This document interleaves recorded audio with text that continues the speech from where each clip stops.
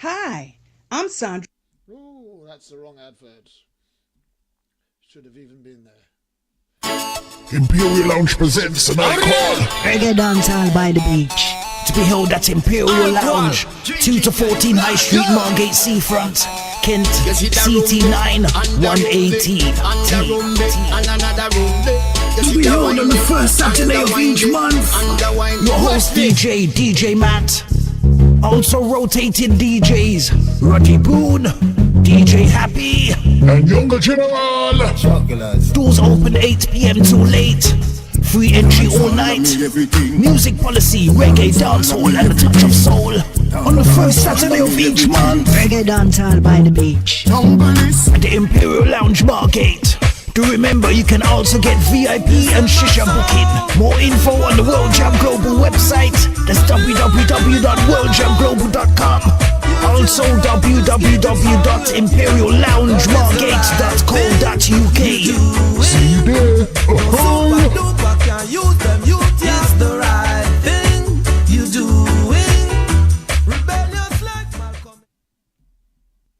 Do you like music like this? Great music all the time. Or like this? The music you love. Maybe this. Great music that makes you want to turn up the volume loud. Or life track like this. Especially where human life is concerned. Surely, sooner or later, people will realize that lives actually matter. Then you're in the right place. Keep it locked to World Jam Global, where music is harmony. Music 24 hours a day, 365 days a year. Yeah, you're my World Jam. Hotter than them. See live schedule. 1, 2, 3, swing it. Do you have an old sound tape or your favorite cassette tape that you want converted to CD or MP3 format? Do you need a demo CD, radio ad, a DJ or even a sound system for your wedding, birthday or special occasion? Then why not get in contact with KTR Records on 07931 152 448 or check out our website on www.ktrrecords.com. We have been in business since 2004 and also undertake community projects. So for your remixes, duplets and all your sound editing needs, why not contact KTR Records, official sponsor of World Jam Global Radio. KTR Records, coming your way.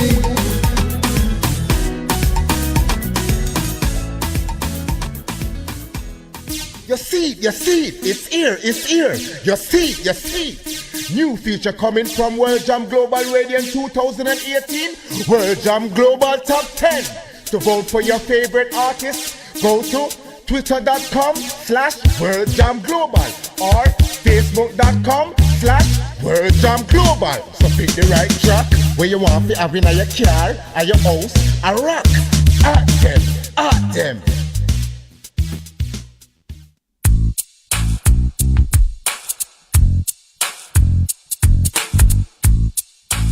I want to say good evening going out to each and every single one of you. It's a powerhouse of a show.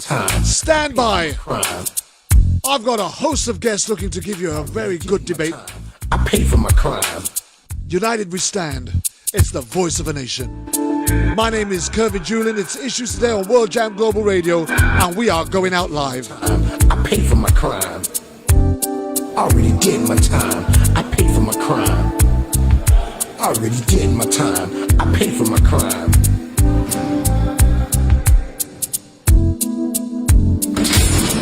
Back in the day, I didn't really care about the system. It was all about survival. It was do or die. I had too many rivals. I was too young and foolish to stay in school. I learned my lessons in the streets. There was not a man I couldn't beat. I was good with my hands and very quick on my feet. I was swimming in women. I had girls all over the street. I was getting money. Life was so sweet.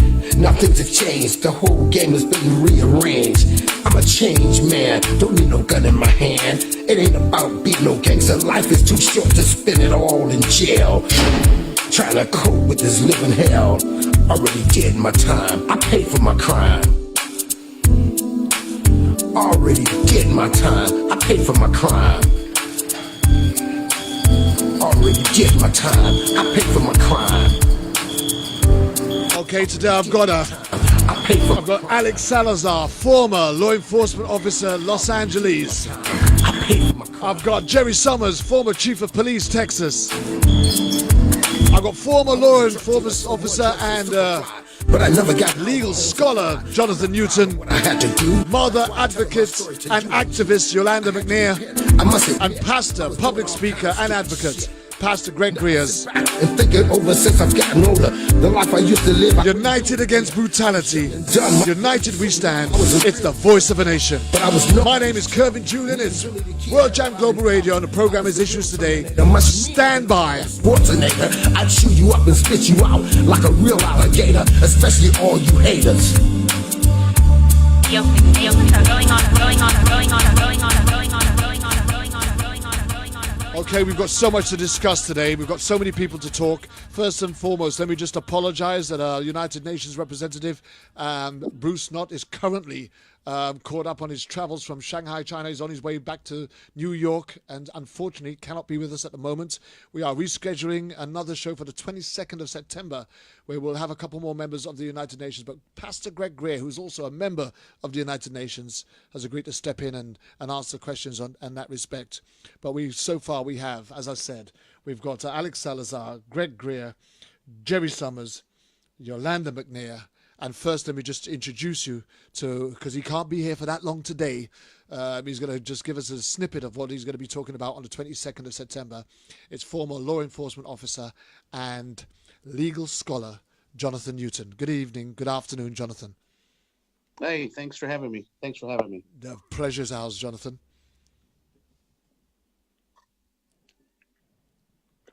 So do you want to just tell us a little bit about yourself, Jonathan, what you do, what you represent, and then we'll just go straight into it, my friend, because... okay, no problem. No problem. Again, thanks for having me. I'm Jonathan Newton, and I'm the president and founder of the National Association Against Police Brutality. I'm a law school graduate of 2017 and currently a lawyer in Washington, D.C. And I'm a former law enforcement officer. The National Association Against Police Brutality, we connect victims of police brutality with legal, spiritual, and wellness help. If you contact us through help@naapb.org and you have a situation or circumstance or you just need some questions and guidance, we offer that. And we connect you with, again, legal help, spiritual help, or wellness help. And we also push policy and advocacy positions when it comes to police misconduct and police accountability. And so I've got, for me right now, there's 3 items of high priority for us as an organization. The first one would be the police officers' Bill of Rights that exist in many states throughout the country. The second one would be a piece of federal legislation that's called Back the Blue. And the third policy suggestion is a suggestion that I'm hoping that others can carry to their state legislators and ask them to sort of adopt a piece of legislation that would enhance the sentencing for officers when they are proven to have lied on a police report and it involves the arrest of somebody. And so those are the 3 things that I hope to talk about today and some on the 22nd as well. But starting first with the police officers' Bill of Rights that exist, Maryland, which is a neighboring state to the District of Columbia, has probably one of the toughest police officers' Bill of Rights in the nation. It allows for 30 days of time for an officer before he has to respond in certain situations, even shootings. And so these police officers' Bill of Rights add additional rights to officers that citizens do not have when they've been involved in a shooting or a use of force incident that is being investigated.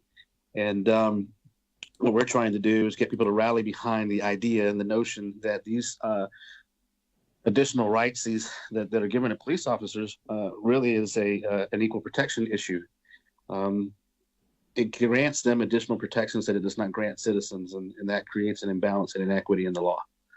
So I can answer any questions that you have on that, and then go to the next topic that's important to me, if you want to. Does anybody want to jump in there? Alex, Jerry? I'm fine. Alex? I'm fine also, thank you. Greg? No, I'm good. Thank you. Okay, how about you, Orlando? You good?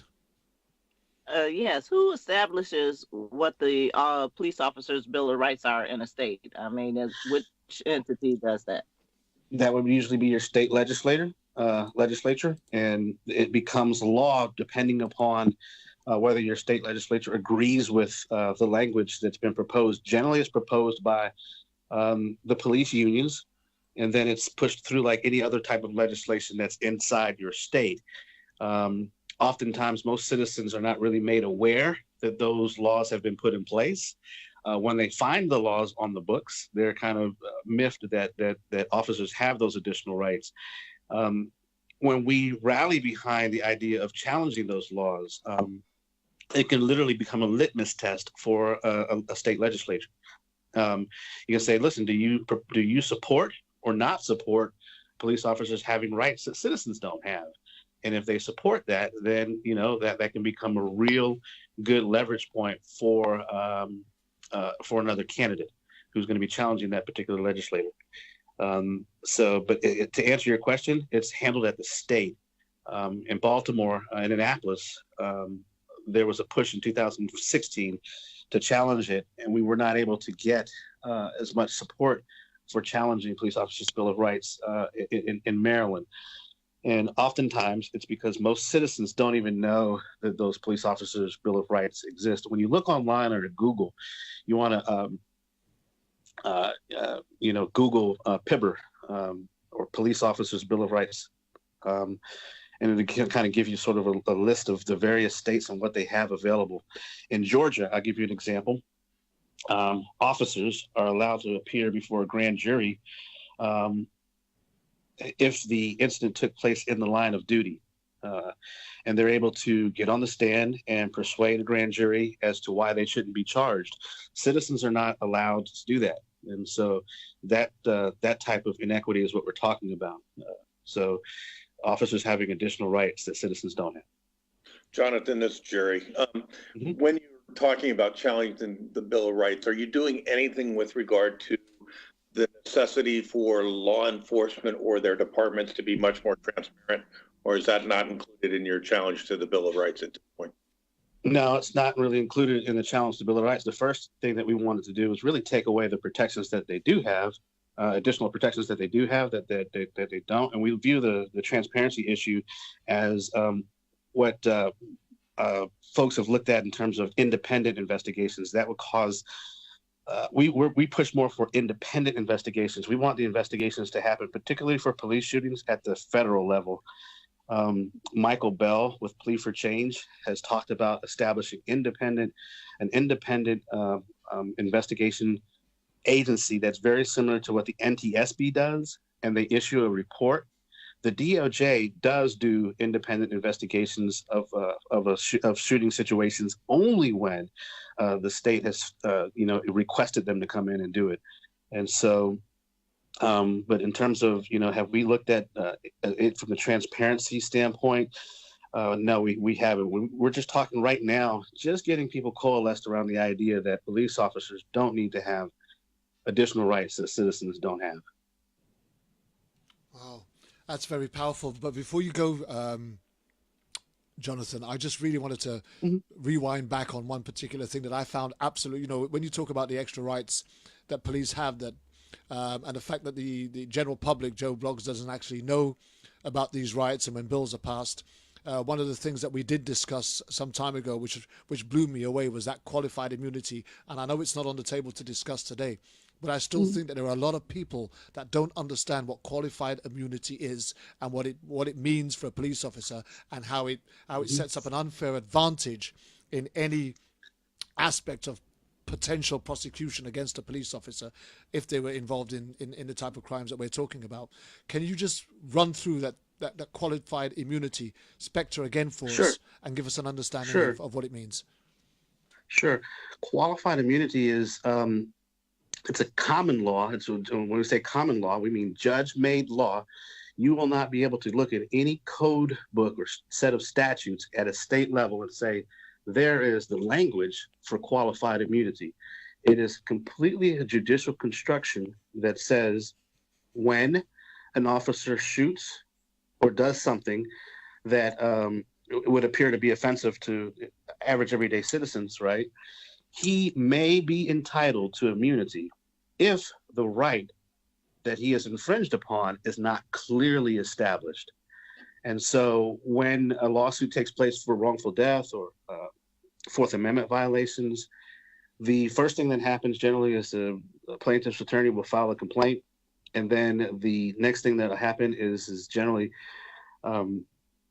some discovery, but also the defendant will generally file a motion for summary judgment based on the argument of qualified immunity. They will claim that they are immune from prosecution because the right that has been infringed upon is not clearly established.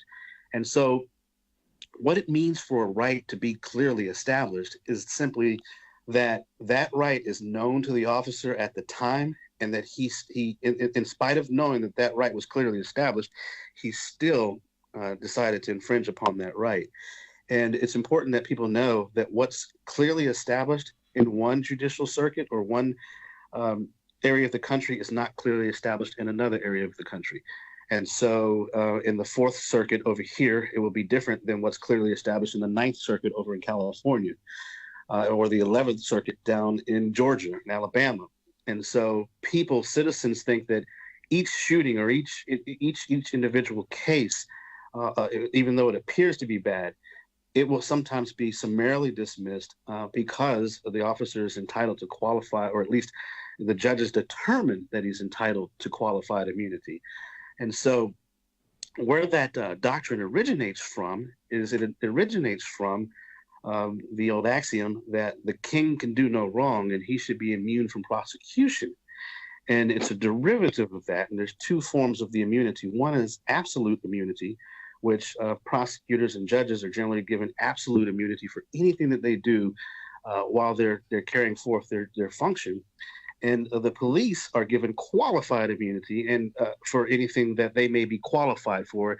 And in order to be qualified for that immunity, they would have to break a clearly established law. And it creates an escape valve for officers to cling. And if the lawyer that you're using is not really attuned to dealing with that qualified immunity argument, a lot of cases get dismissed that way. Is policies and human rights and all of these things, are these things that police are trained on in the initial parts of their training? Are they not trained on these policies at all?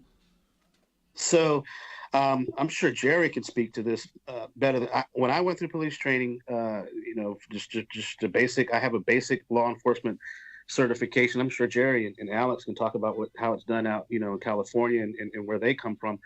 But in Georgia, the entire police training is about 16 weeks total. And we're trained on what is a good use of force and what's not a good use of force, and when to use deadly force and when not to use deadly force. We're given some minimal training on what Fourth Amendment search and seizure law is.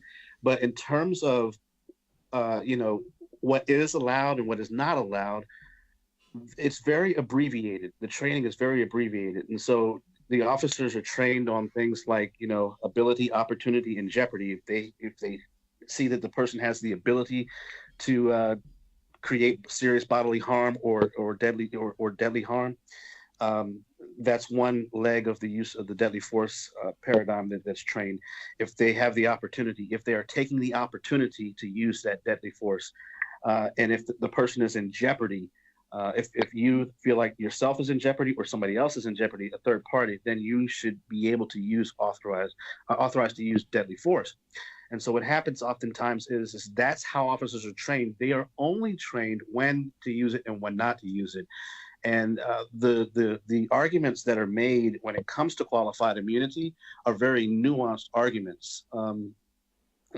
They assert those arguments. Their lawyers assert those arguments, and they try to assert them to say, well, even though this was a shooting, here's why it wasn't a clearly established right that the officer violated. And they get into the real weeds of things like, oh, because he was facing a certain way, or oh, because he was told to put down the gun and he didn't put down the gun, or something to those lines. It'll be all the way down in the weeds.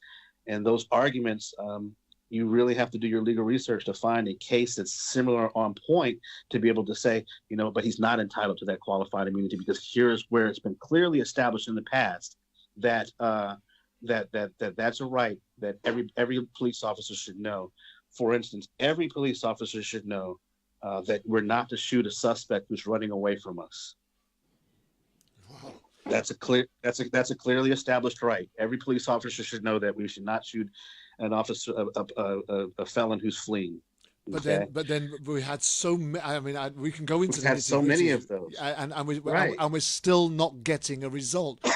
So what is stopping us from getting a result when you're defining a clear understanding that this is a right that every police officer should know, right? That you do not shoot an individual who is fleeing or running away from you.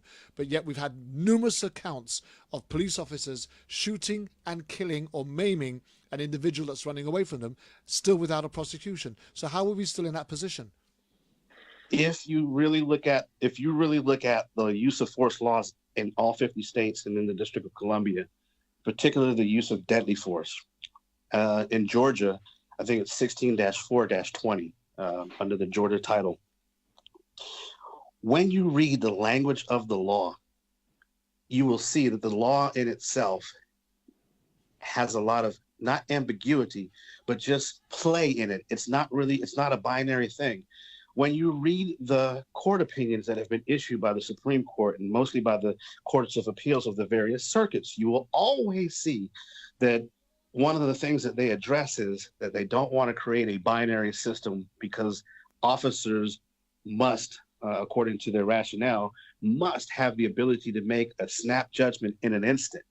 And so that lack of a concrete binary shoot, don't shoot law creates play for officers or space for officers to operate sort of in the gray.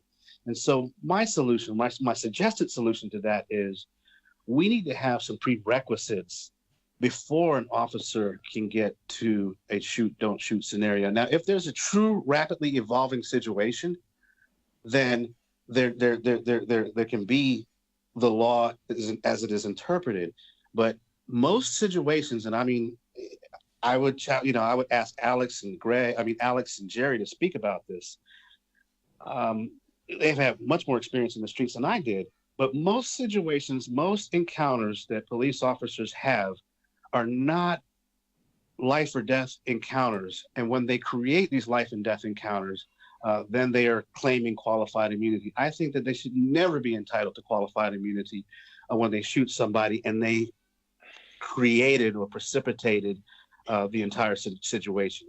And so I would, if we're going to talk about creating laws, because we're never going to get legislators to create a binary law, shoot or don't shoot.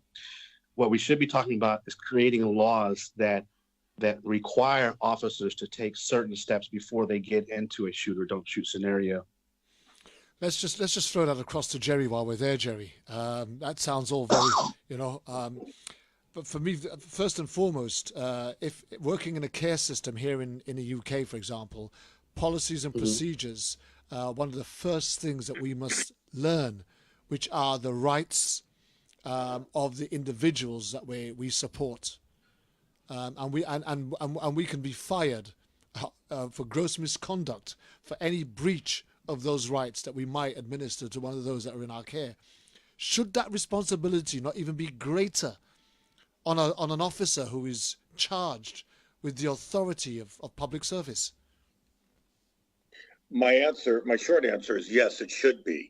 The problem I'm having and the problem I struggle with what Jonathan's saying, and I agree with him on most of his points. The problem, and first of all, let me say that there are too many incidences of officers doing the wrong thing and going beyond their scope of authority. And I don't want to be put into a position in this conversation of defending officers who are wrong in their behavior and involved in misconduct. There are some problems that I see with what Jonathan's saying in that there are incidences, for instance, in Idaho, and not Texas, I'm from Idaho, you can shoot a fleeing felon if there is documented proof that they're a threat to others, themselves or others. Now, that is a very fine line, and Jonathan's absolutely correct in that if you've taken a shot at me and you're running away from me now, the presumption is that you're a threat to somebody else because you've had no respect for the law, and the fact that you took a shot at me would mean that you would not hesitate to take a shot at an individual. But Jonathan's also correct in that a lot of times officers preempt these kinds of actions from suspects by their own actions. And where I'm struggling with it is that not so much, we have a use of force continuum, and most of the time it's fairly clear. We have the review of what a reasonable officer with the same amount of training and in the same situation would do. The problem we have is that when it gets to the courts, we get that whole kind of gyration and down in the weeds. And where the reason I was talking about the transparency is that there's a lack of investigators or outside attorneys getting information that they need when they're dealing against an officer. There's that blue wall of silence or that thin blue line where people just do not talk about another officer because that may be their situation. And if you can't get the videotapes, you can't get the body cams, and you can't get the reports or the audios, it's very difficult to put on a prosecution in a situation like that, especially in a civil situation. And that's where I see we have a lot of problems. The biggest problem, and I took the time to review the International Human Standards for Law Enforcement last night and this morning, and much of what they say is already done for police agencies as far as policies and procedures. But one thing that is missing, and I see missing in all police academies that I've looked at, including my own, as well as the international standards, is 97% of a police officer's job deals with communication and conflict resolutions. And there is literally no training to police officers in the academy on how to deal with suspects that have a mental health issue, and it's obvious it's a mental health issue, or how to deal with a suspect that is just amped up and keyed up. There are ways of communicating and reducing the threat level, which should be done, but they're not trained to do so. Or they choose not to do so because it's more expedient to go to the taser, the asp, or the gun. And it's unfortunate because we're getting a lot of people that shouldn't be killed being killed. Absolutely. Just before we move on to Yolanda or Greg, I just want to flick over to Alex if Alex is still there, because Jonathan made the point that Alex being on the streets for a lot longer. Alex, I mean, you go way back in the day as a law enforcement officer in Los Angeles, and in fact was around at the time when the first big case of Rodney King first hit our TV screens.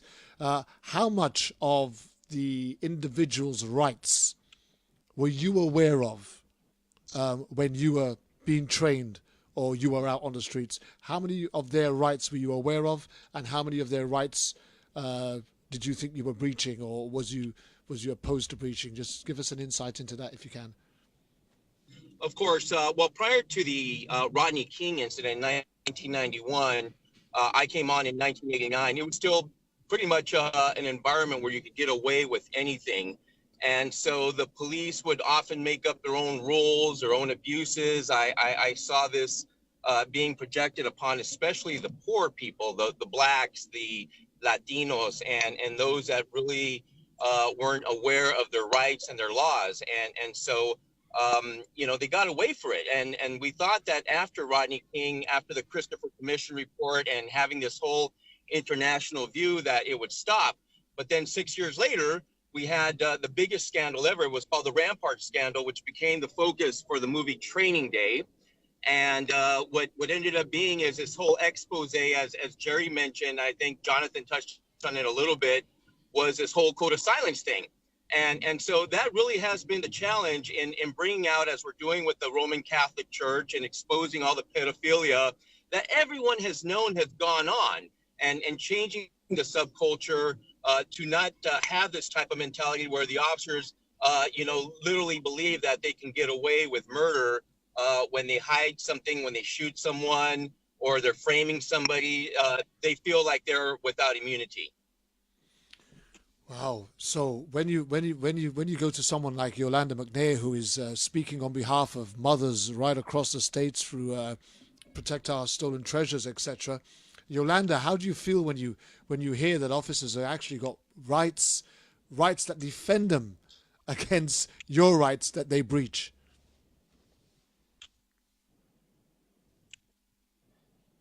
Hi, Yolanda. Okay, let's just fire that quickly to Greg while we wait for Yolanda. I have to open up. I'm Okay. sorry, I had to get into it. Okay, so did you hear what I just said, Yolanda? About the officers having rights that citizens don't have. Citizens don't even know they have. Well, I've always been aware that there were nuances to the job that were secret, for lack of a better term, to the average citizen. I've always been a proponent of there's no reason why police officers should be treated different than regular people. There's nothing. I mean, there's not like they bleed blue blood. They need my blood to live. If they need a donation of blood, they would take my heart out my chest if they needed it to continue to live. So as long as everything about us is still interchangeable, you're just a person.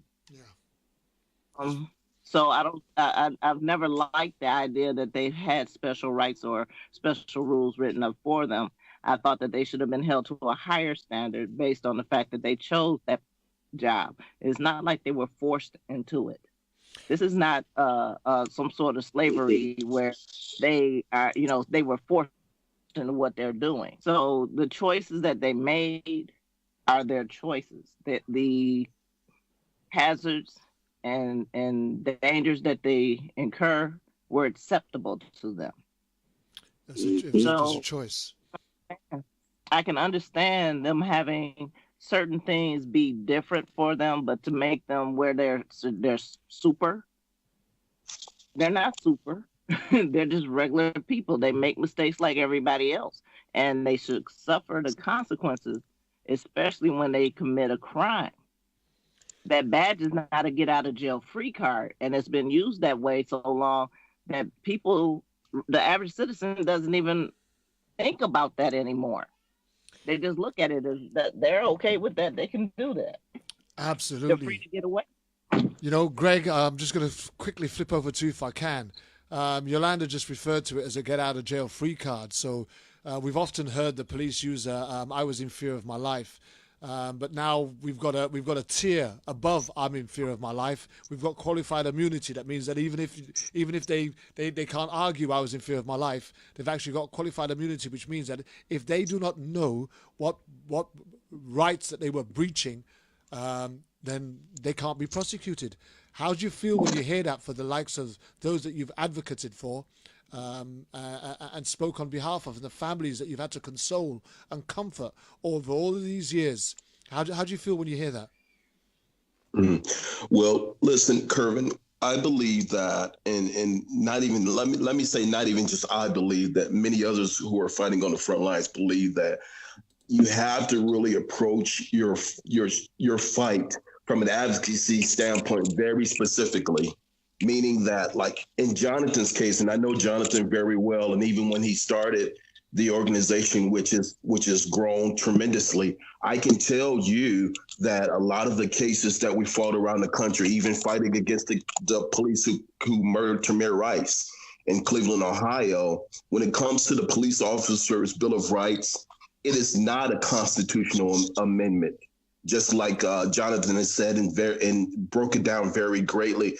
But instead, it exists in various forms, and a lot of states have different variations of it. And it's really hard to fight against an official who basically has blanket immunity in a lot of different cases because, because of the variation. And even though the federal courts have certain processes that are in place, the language varies from court to court, municipality, state to state. So it's really hard to fight against that. And for me, And something that Jerry, I believe, said, and which I liked, and I believe it from knowing and having dealt with these cases, we really have to look at the way that the courts process. And I think a lot of the grand jury processes, that has to be broken down, because in most cases, a grand jury can decide where to go with prosecution of an employee, or in some cases, prosecution of a police officer. In some cases, it's a judge.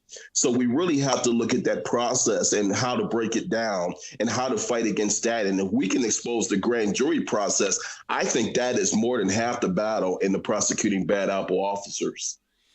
Do you know, when you look up Wikipedia, for example, the Law Enforcement Officers' Bills of Rights reads as such: is intended to protect American law enforcement personnel from investigation and prosecution arising from conduct during official performance of their duties, and provides them with privileges based on due process additional to those normally provided to.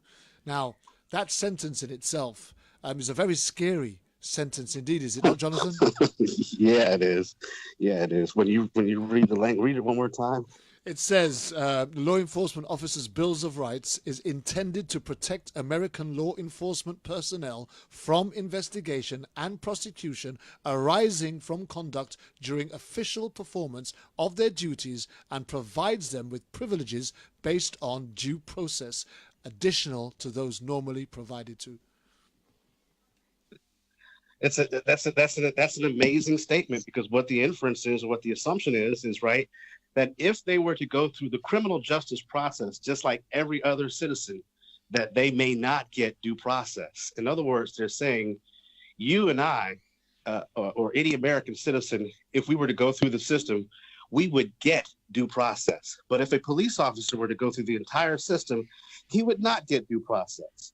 And so therefore, the law that we're creating, this Police Officers' Bill of Rights, is necessary to guarantee that he'll get due process. That is a fallacy by itself. Yeah. It's an incredible statement. Go ahead. I'm sorry, I needed to jump in.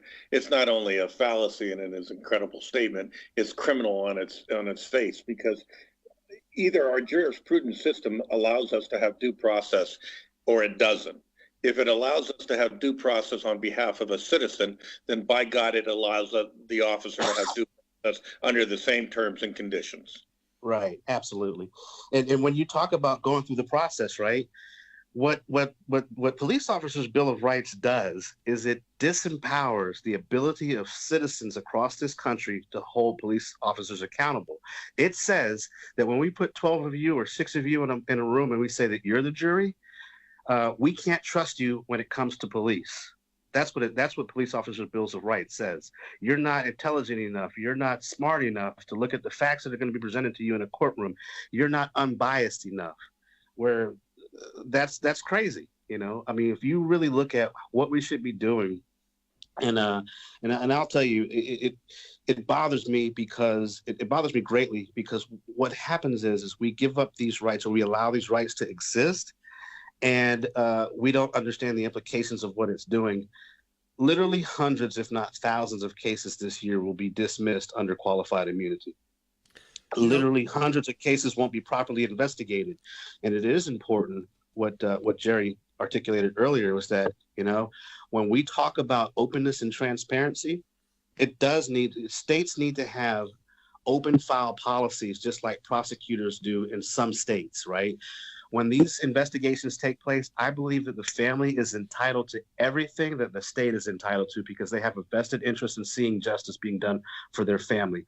And so an attorney or an ombudsman or any kind of liaison who is the family representative needs to be at the room at every single airing of evidence that takes place, period. And the family should be given the evidence, period. Because what happens is when it's only one-sided and law enforcement does the presentation, what they do is they demonize the victim and they heroize the shooter. And families need to be able to take the evidence just as it is. And if they want to tell their public story, that's up to them to go ahead and tell their public story.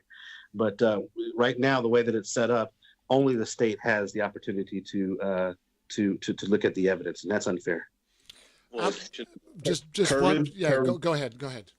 Kervin, before you move on, I really want to emphasize this point because I think it's very important. And Alex will tell you, and maybe minimally Jonathan, but I can tell you that the prosecution aspect of it and the court aspect of it has to be emphasized. While the Bill of Rights protects the officers in the investigation process, we really need to start spending time and looking at the way the courts behave when it comes to protecting these officers, because I think that we can hold the courts more accountable than we can the investigation process, which is protected by the Bill of Rights. And it's a political document in most cases.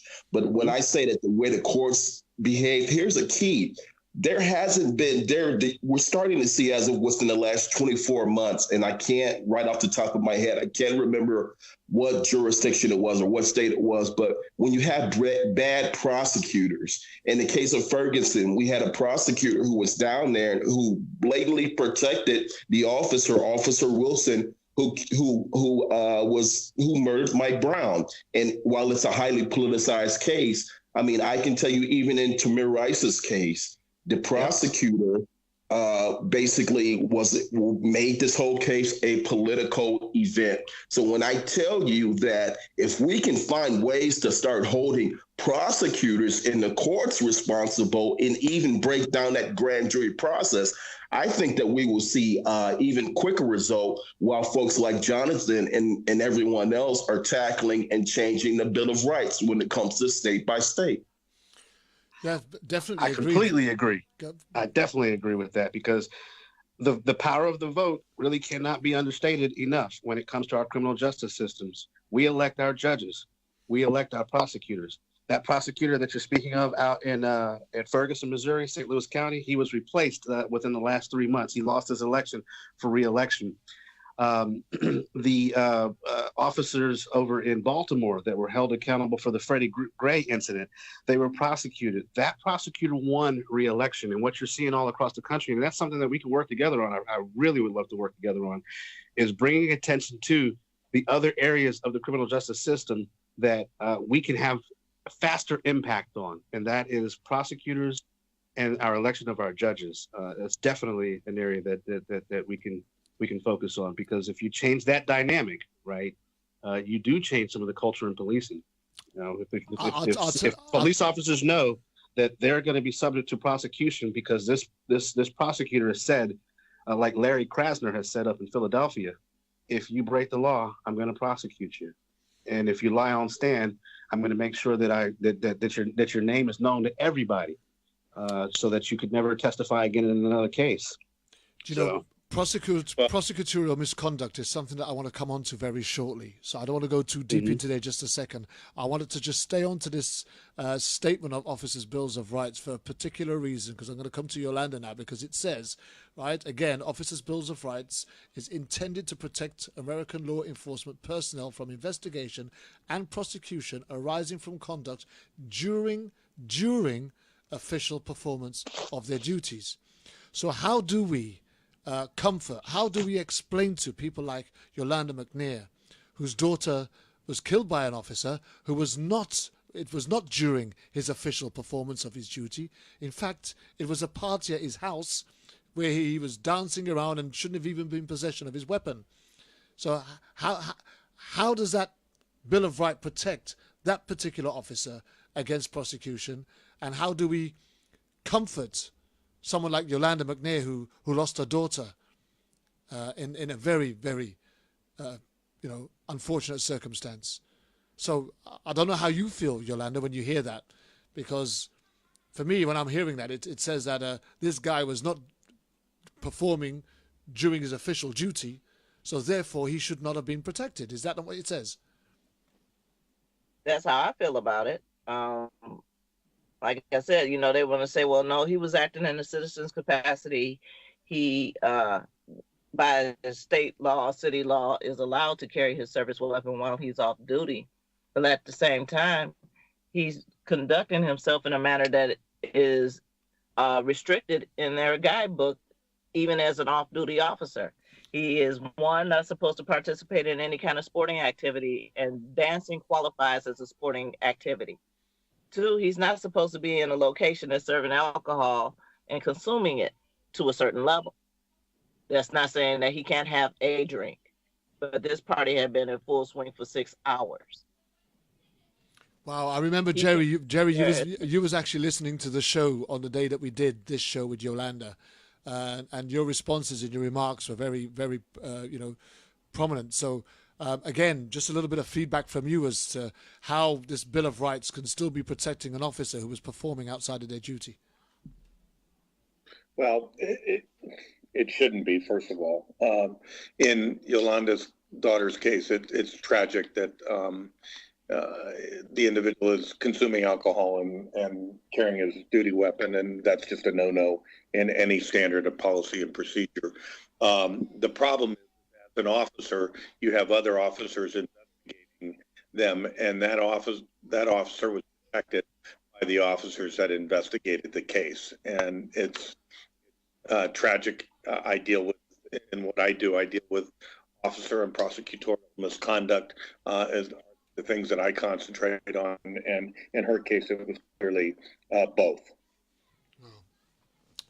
You know, Jonathan, we were just hitting on that tip of prosecutorial misconduct, but again, just before we go there, highlight for us what changes that you would like to see, based on what we've discussed so far.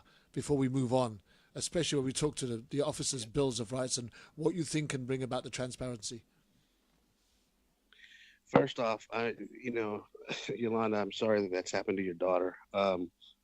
The thing that I'd like to see happen is citizens at the state level coalesce around a policy that literally eviscerates police officers' Bill of Rights. This is a binary option. Police officers can either have them or they cannot have them.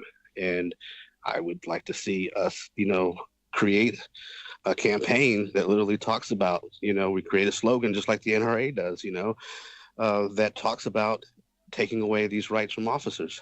It becomes a very simple proposition in that, we can have officers who have additional rights in America, or we cannot have them. And I think that most people would side on the idea that they should not have them. In order to do that, it's going to take collective effort, a coordinated effort, and a committed effort out of activists and organizations to work together to be able to achieve that. Because one thing I can always say about the FOP and the local police unions, those people are organized and they are committed. And I'm willing to work with anybody that's talking about changing the law. For me, I'm not so good at being a street advocate. I'm not the guy to walk in the marches. I want to sit down and I want to look at the law and how we can tear the law down. I've been trained in that, right? When it comes to policy and policies on training and what's experienced out on the streets, I would yield to somebody like Alex Salazar, who was actually out on the streets doing. I think we've just lost Jonathan. Alex, as he was just coming up to you, are you still there? Yes, I am. So, as somebody that was on the streets, what sort of changes would you want to see that would bring a police in line to what the public would expect from an officer who was charged to protect and serve? Well, you want a police officer that truly wants to help out the people, that has the heart to protect the people and to develop, instead of the warrior cop mentality, which is get down on the fucking ground before I blow your head off. There's a new style of policing that's emerging. It's called guardian policing, law enforcement, one that has a more empathetic look at the homeless. But really what I would like to see is getting these racists off the street, these white supremacists that I work with as a Los Angeles police officer, who would look down and they would call blacks. Yeah, so can you hear me? Yeah, we've got you back, Jonathan. But Can you hear me? Yeah, we've got you back. We can hear you. Alex is speaking at the minute. 1 sec. Yeah, and so I always thought that, when you go into these roll call rooms, you can see these officers that are hardened, that are angry, that are pissed. Many of them, it's not just that they're racist, they are traumatized too throughout the years. So it would be good to have these officers write an essay, how can you defeat the racism within law enforcement? And those that say, well, this is a bunch of effing bullshit, then you get rid of those type of people because they can't write, because it goes against their training. It goes against their upbringing of how they've been taught to become. And once you get these guys, you know, in that mindset where let's go out there, kick ass, take no names, better be tried by 12 than be carried by 6, when in doubt, take them out. Once you get rid of that mentality, you start to get a more healthier law enforcement. But it ultimately requires leadership. Leadership at the very top, not unlike out here with the Los Angeles Sheriff's Department, where they took out the FBI. They arrested the head of the nation's largest jail system. They took out the number 2 guy who was out there getting tattoos for killing and shooting young people. They took out the head of internal affairs because the head of internal affairs was doing the quarterbacking and covering. And there was like 20 deputies, low-level deputies that were taken down too. So once we change this mentality and you're able to look at people as human beings rather as scum, rather than acting like these are insurgents or that you're in Fallujah, Iraq, I think you will have a more healthier department. Swiftly moving on to Jerry. You were ex-chief of police, Idaho. You would have been in charge of your officers. So when you're hearing Alex talk about what needs to change, when you're hearing Jonathan, who have both served on the street, as a leader, how would you have worked, or how should you work, or what authority and responsibility should you have for nurturing and controlling the officers in your command? Let me start out by saying I worked my way up from the bottom all the way up to chief of police, so I also work the streets, and I agree with what these gentlemen are saying. The problem is it's a cultural and systemic problem in law enforcement.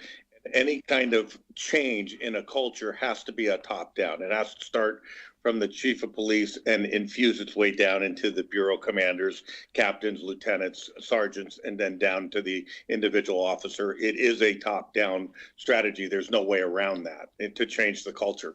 I took over a police department that the top 3/4 of the department left under corruption allegations, ethics and corruption allegations. And I clearly said, this is a new day in law enforcement in Idaho. We are going to do things correctly. We're going to be involved in community. We're going to be involved in service recovery systems and those kinds of things. When we make a mistake, we're going to admit we make a mistake. We're not going to cover for one another. And the phrase that I hate the most is, I got your 6, or I got your back. It's okay to have my back if we're in a fight, but if I'm doing something unethical, you better not have my back.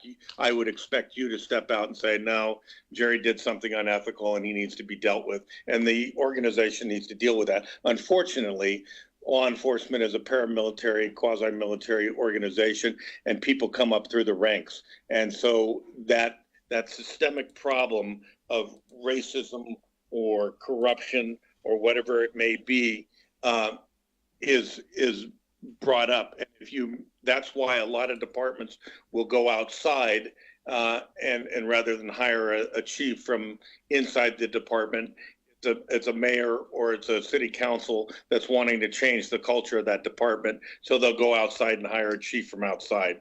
Unfortunately, there's very few chiefs of police that are willing to stand up and say, no, we're going to do things ethically, we're going to do them right. And in my small department, I wound up in 8 years firing 23 officers for ethics and violations of the law, and that was unheard of until I took over. Do you know, racism has played a very big part in how miscarriages of justice has moved throughout the law enforcement. But is racism as prominent in current day law enforcement as it was back then, say, Alex, when we was dealing with the Rodney King case, for example? Is it still as prominent? it's still very prominent because I currently do civil rights investigations, police litigation. It's my specialty. And, it just doesn't affect the whites as we often tend to think. I myself became racist. I've talked about this phenomenon many times, and Black officers too, and Asians. They train you specifically, as Jerry said, I got your back, partner. And they create this little brotherhood where you can pretty much do anything, and everybody knows who the problem officers are. So hence, it's very difficult to say, oh, it's just a couple of rotten apples, and yeah, there's some good cops. Well, the good cops can't stick around because if they start doing what Jerry does, they find themselves being targeted, as my friend Frank Serpico once was back in the early 70s. And so it continues on. It's come out now full circle. It's very admirable for Jerry to have, a white guy, especially from the deep South, Texas, living in a place like Boise where you have very deep white supremacy factions. And so we need to support people like him and others like John Mutz, Chief Cooper, whom you've had on your show many times, who was very famous in the early 70s for being the police chief of a very large police department in Madison, Wisconsin. He made it very clear where he stood with race, having a picture of Dr. King, having a picture of Mahatma Gandhi, and preaching peace, which is what we're supposed to be, peace officers, not guys out there trying to start crap who become instantly triggered and want to start whipping ass the moment, somebody asks, officer, why'd you pull me over? And then you have a response like what happened to Sandra Bland. And so this needs to be controlled. It needs to be brought out. We need to discuss it more. We are in a very pivotal time in history where all this is coming out. And basically, we just have to keep on the pressure and hoping with the future, our children, that they will one day be able to figure this out. Yeah, just 1 second. I'm going to quickly snip over to Jonathan Newton because he's got to leave very, very shortly.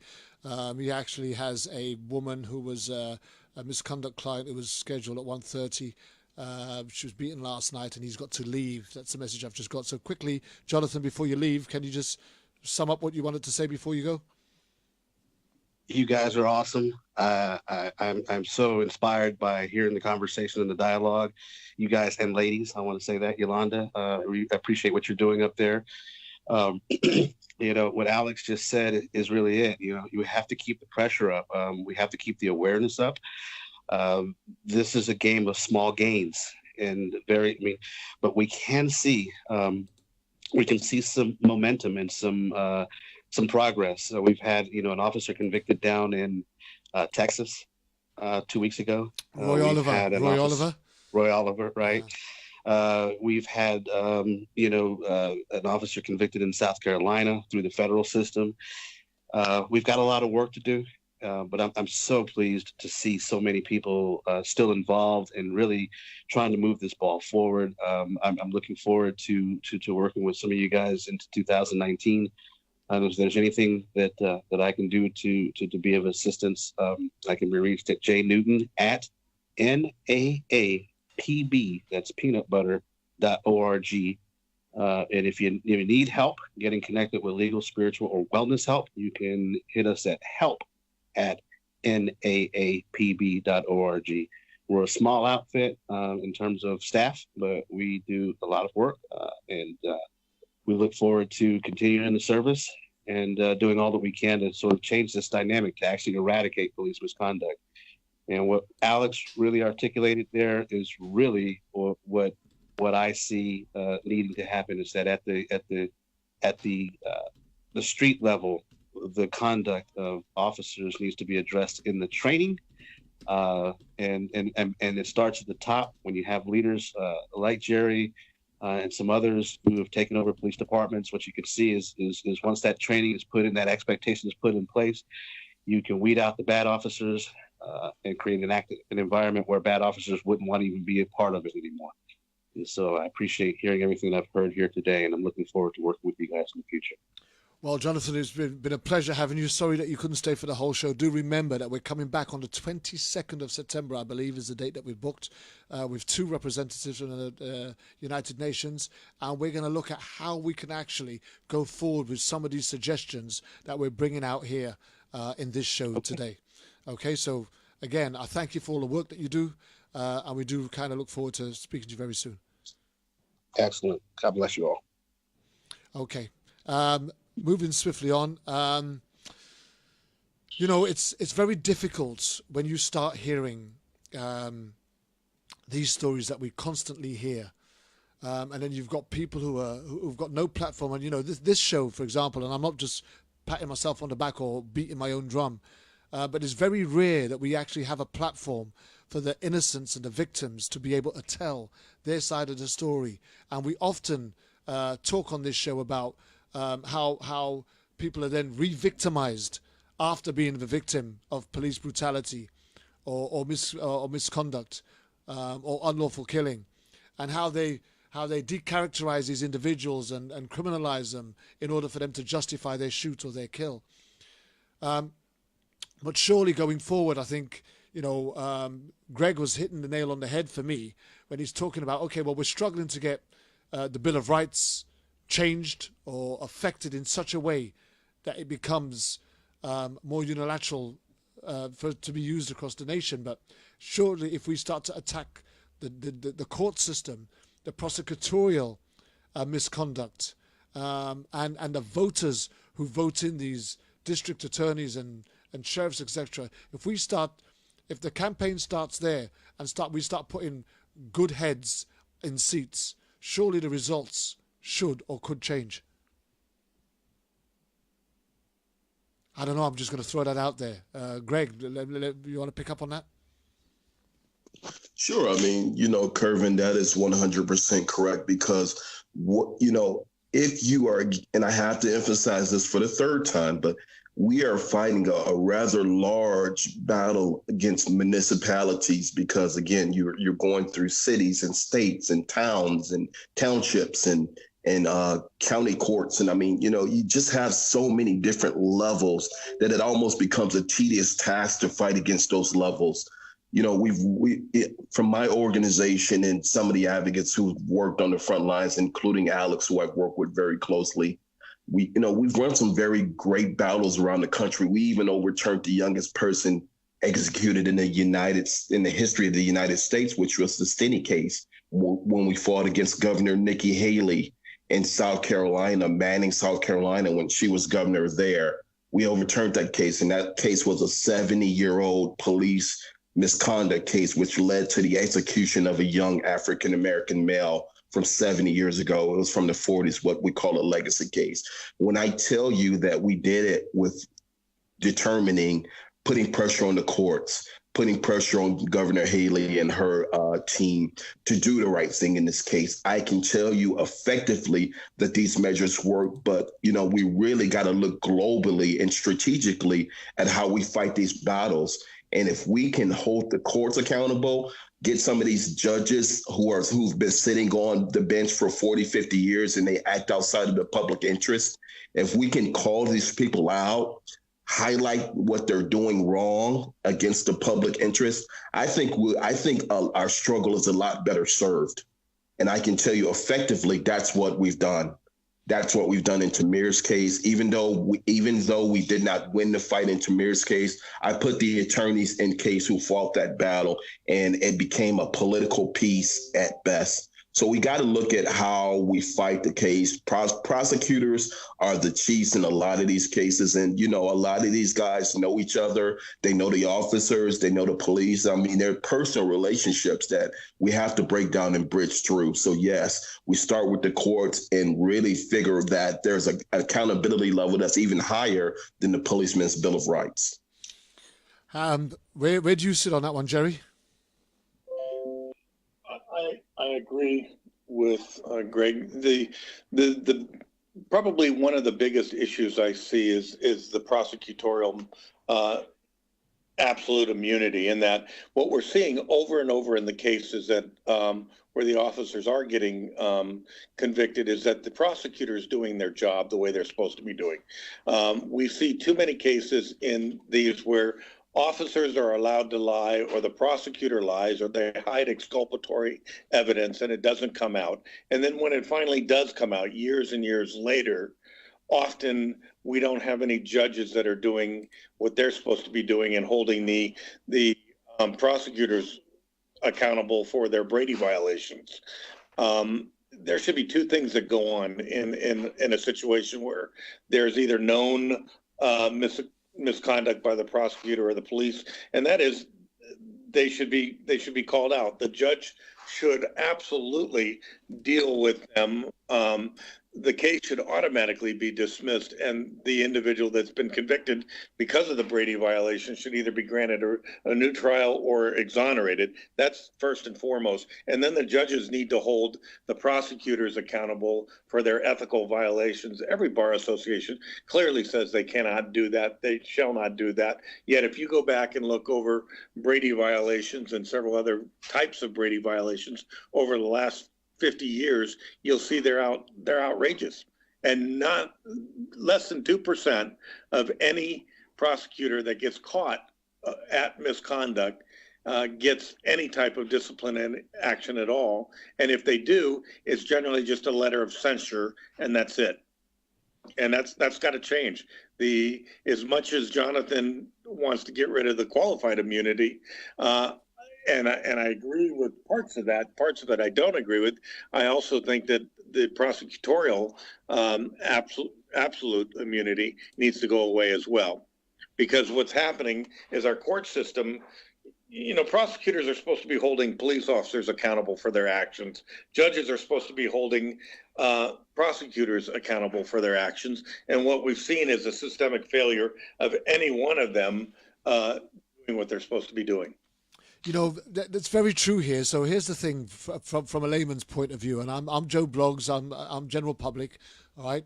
It's great, that you've got a law enforcement officer who's supposed to be standing up for, to serve and protect, but he breaks the law in order for him to, arrest somebody. He kills somebody, whether it be accident or it be pre-planned or whatever it might be. But when it gets into a court of law, and basic common sense can see that there's something wrong here, but doesn't challenge it, then they are just as guilty and complicit to the crime as the officer that committed it. Now, let me just give you an example.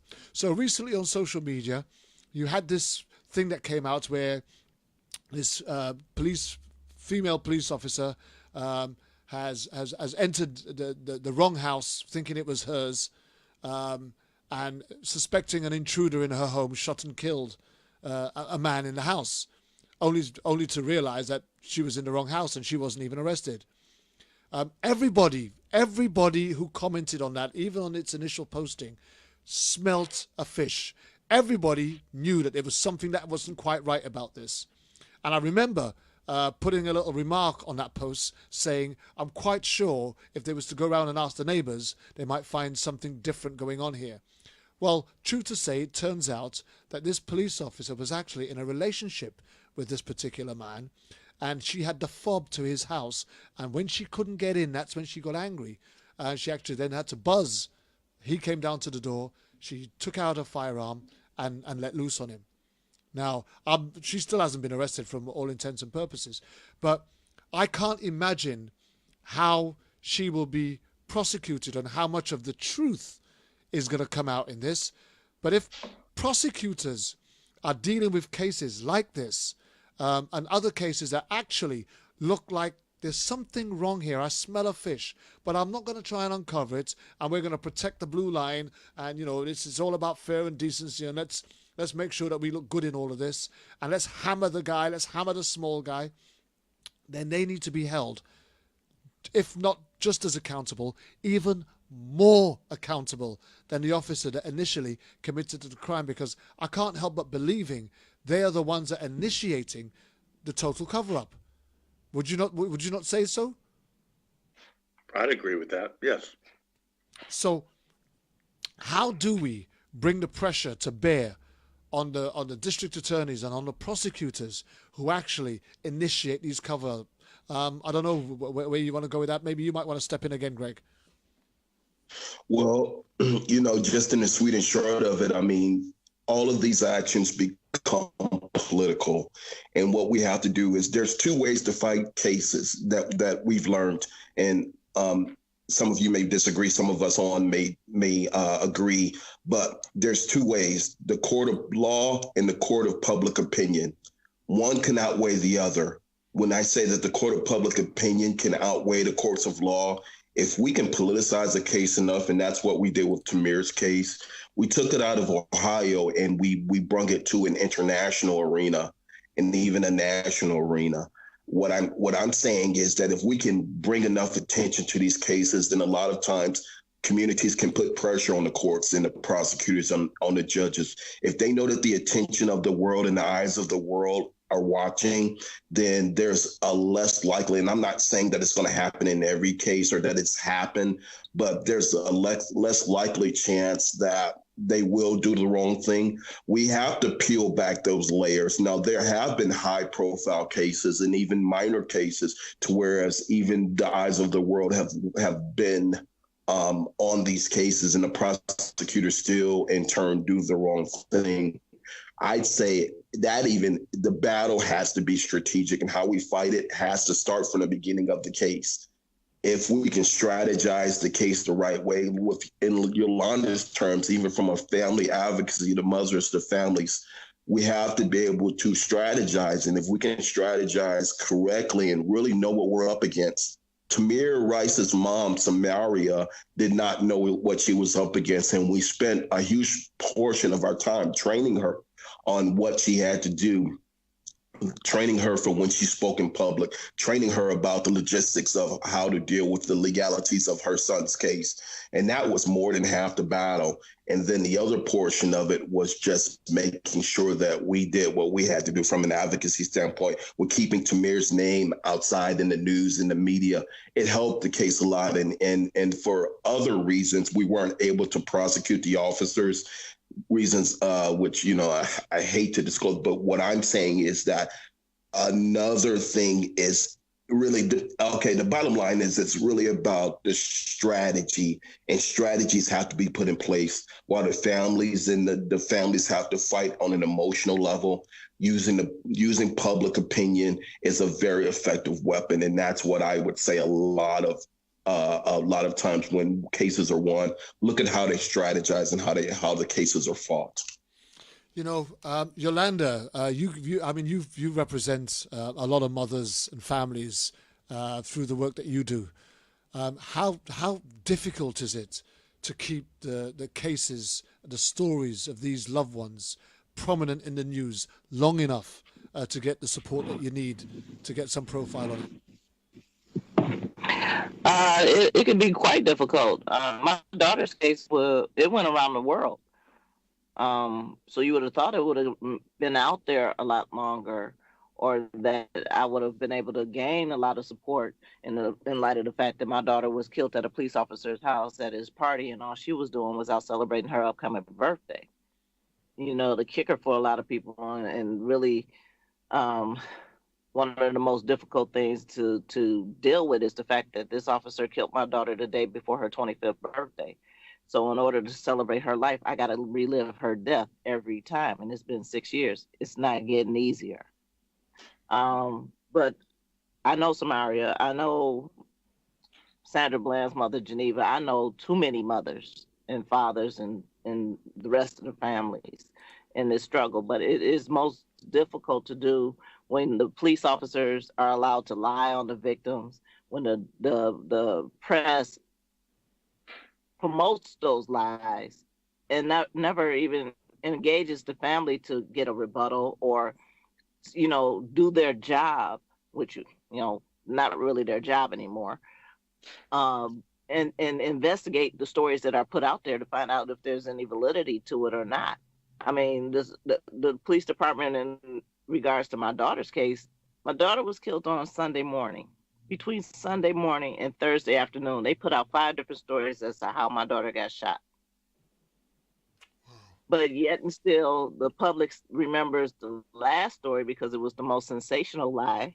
And, when I talk to people, they say, oh, yeah, I remember they said she was dancing. Well, here's the facts. My daughter doesn't dance, never have danced. All of her friends, you could ask 100 of them, and they'll tell you Daisha doesn't dance.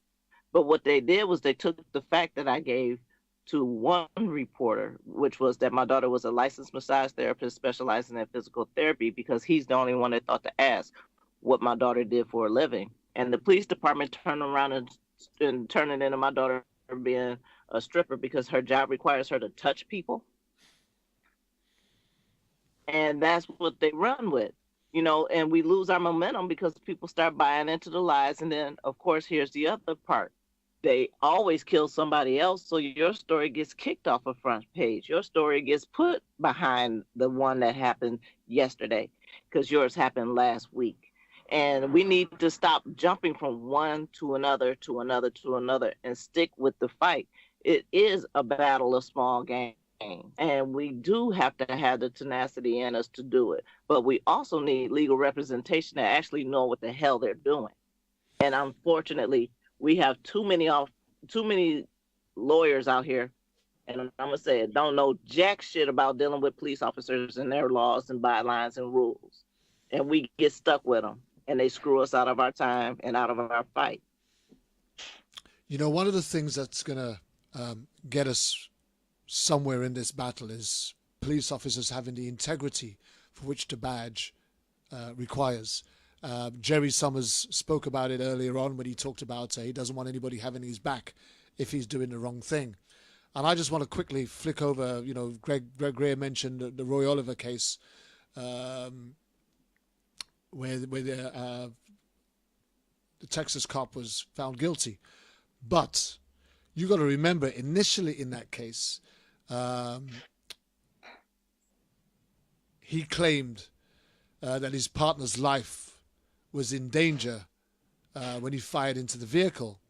And the police initially tried to claim, and that's his department, tried to back him up on that, claiming that the vehicle backed up towards the officer in an aggressive manner.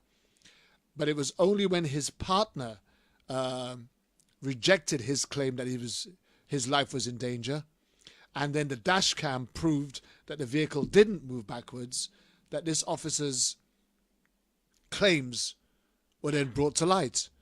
But for a moment, he was on the road to getting away with it, right? So that's correct. So we need to find a way to weed out those officers that are prepared to be complicit to a crime just because that's all it is. It's just because there is no reason.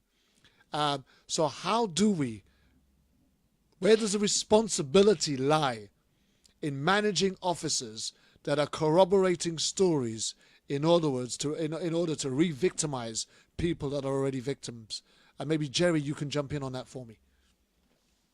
Well, I'd be happy to. First of all, the responsibility lies with the head of the agency. That's a tough position, but your responsibility at the head of the agency is for every officer as well as the community.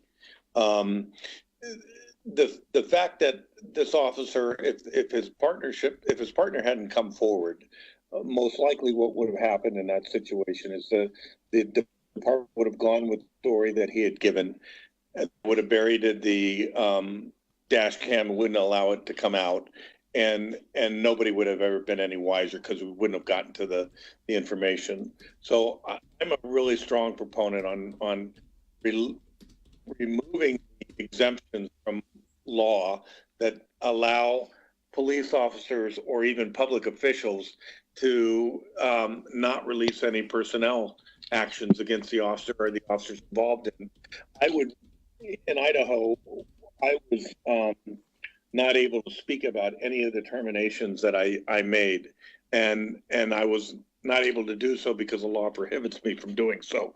The problem with that is I would have welcomed any member of the press going in and looking at the actions I took and determining whether I took the right actions and I was following the code of ethics, whether I was following the standard policies and procedures, and whether I was following the law. So it cuts both ways. It hurts the administrator that's trying to do the right thing, and it also protects the one that's trying to do the wrong thing.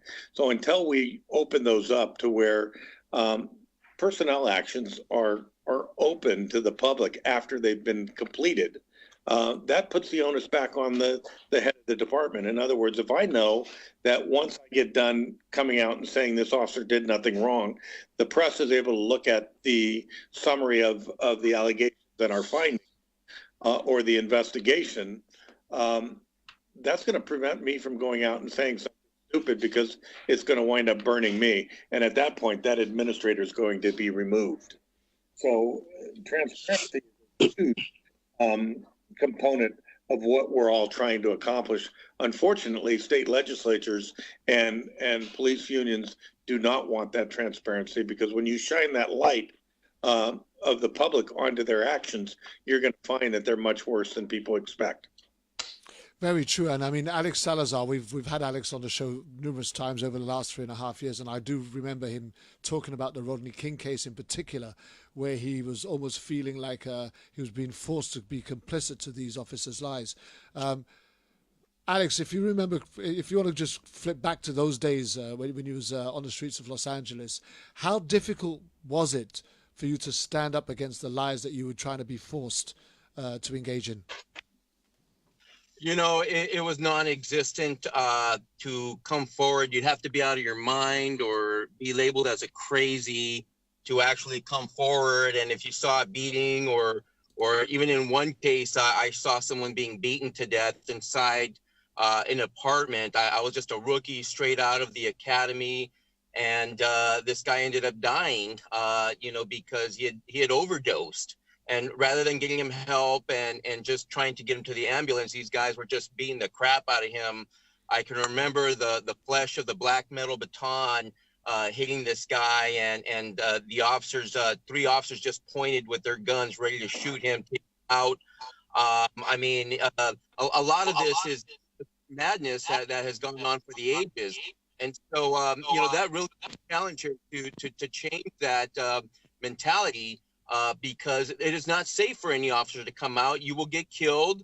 You'll get set up. You'll have a situation like Dorner. Okay, Dorner tried to report one of his partners, and they turned it around on him. They looked at him like he was the crazy one, of course, and then they demonized him and ruined his life. And so the environment is not there yet. Slowly but surely, more officers are coming out. When I first started talking about this 20 years ago, I was the only one, so it seemed like back then, because you would be labeled as a kook. Today, we have people like Jerry. We've always had David Cooper, Chief David Cooper around, Jonathan, and many others who have come forth now to shed and to break the code of silence that needs to be dismantled once and for all. Okay, thank you very much for that, Alex. The good news is Jonathan Newton has now finished his meeting and is back in the room, and promptly so, because it's prominent and it's pertinent now, because it's where I want to go to. Part of the reason why we struggle to get the results that we need to get, especially when we go into the courts of law, is because there are so many people being represented by what we would refer to as Mickey Mouse lawyers. Talk to us about the law. Talk to us about the law, Jonathan. You used my term exactly. So, I just had a meeting with a young lady who, she called our office and said that she would like to talk. And it's very interesting because this pattern plays itself out over and over and over again. She has actually spoken to 3 attorneys already.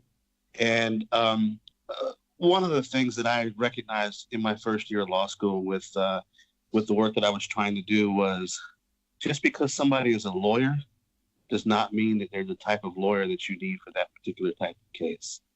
And oftentimes you find folks who position themselves either by, soliciting somebody or, around the drama as it unfolds, and they say, hey, I know this guy. And, a lot of times folks are not being adequately represented by legal service providers, attorneys, period. There are so many pitfalls when it comes to litigating these types of cases. I think that, if we had a show idea, I'd bring on a couple of specific police litigators, misconduct litigators, One is John Phillips. He litigated a real difficult case down in Florida, the Jordan Davis case. He was also the guy who litigated the case to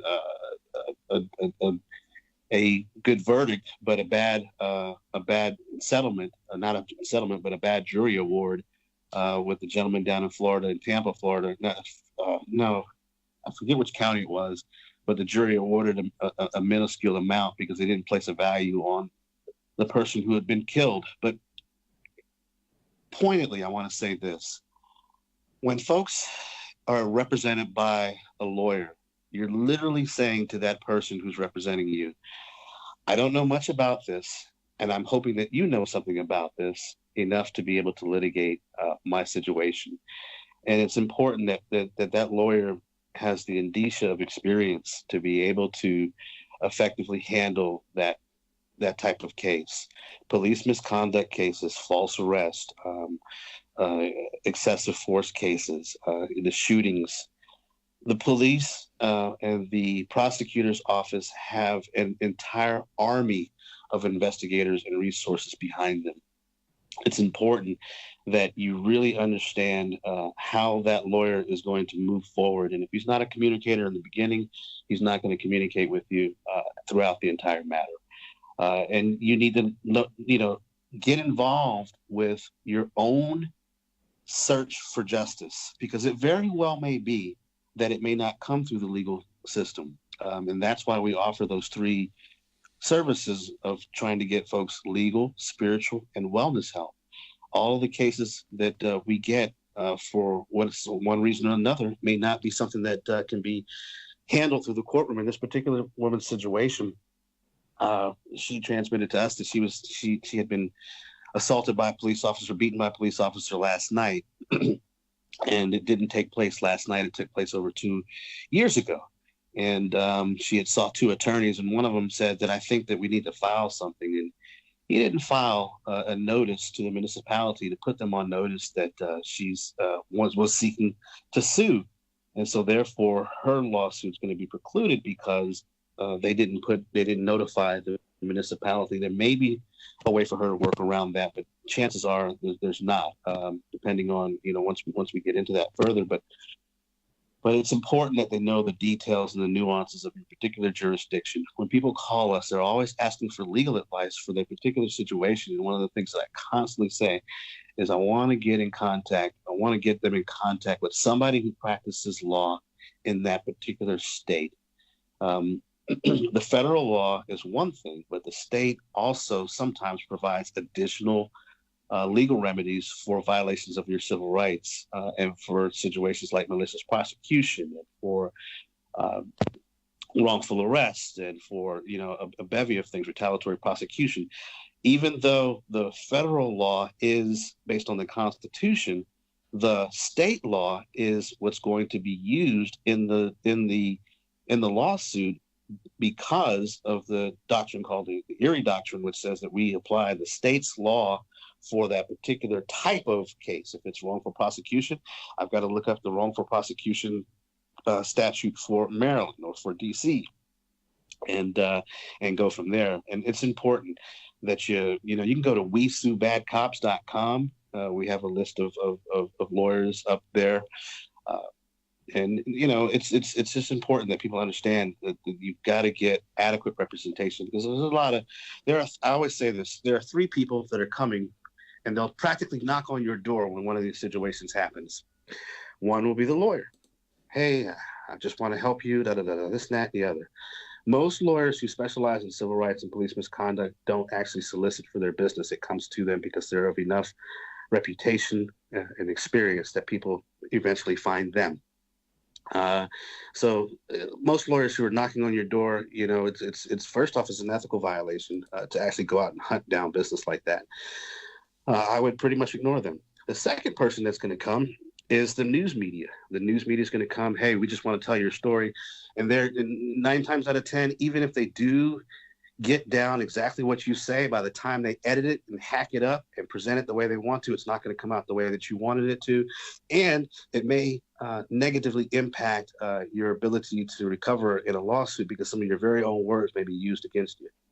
And the third person that comes often in these situations is, a minister who says, I just want to help you. I just want to advocate for you. I just want to do some things to help the family. And you end up like the lady down in Atlanta, Georgia, where that minister then later sued the family to say that he had an agreement of some sort that entitled him to some of the settlement amount that was due. And I think her name was Catherine, I want to say Powers.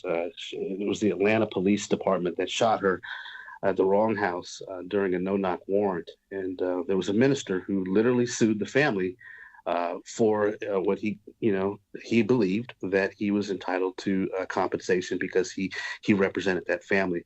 And so my advice to people is to try to reach out to somebody who's neutral and attached and get connected with an attorney who has the experience set to be able to handle that type of case, and then let him coordinate or help you coordinate which way you want to go. Because I'm not saying that all media is bad. I'm saying that unless you really get a relationship with the media, sometimes, most of the time, they're gonna do something that adversely affects you. So I mean, that's pretty powerful, Jonathan. I just want to quickly strip over to Greg Greer, because Greg Greer has managed some very high-profile cases and got a lot of focus and attention on some of the cases that he's dealt with. But so, Greg, can you relate to what Jonathan have just said about the approaches that you get and how to keep it real? Yeah, every case is a case-by-case basis, and I really think that the process just has to start with making sure that the mission of fighting for, if it's a family member, fighting for that loved one is at the forefront. We've removed some pretty high-profile attorneys off of cases on a national level, and I'll tell you, a lot of grandstanding happens when folks go out and advocate, even from legal representation. Yolanda mentioned that lawyers can hurt cases as well, and I so much agree, because if you have a bad lawyer, then it's really going to affect your case. So I just from what I've seen, Kervin and everyone on, you really have to approach each scenario on a day-by-day, case-by-case basis, and you have to be watchful over what the result is going to be, not just the end result, but the daily results.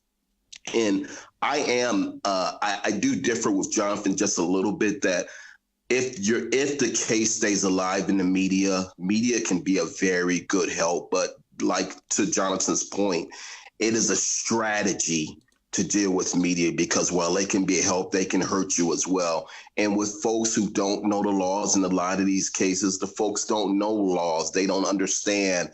That's a problem. So, I really believe that if you can keep the case alive in a lot of these high profile cases, especially when fighting against public officials, the power is in the community. And if you can use the community to your benefit, then I think it will help out a lot. So that would be, to me, the mainstay. But then, there are 4 other areas, and I'm just a brief and short of it. The legal representation has to be decent.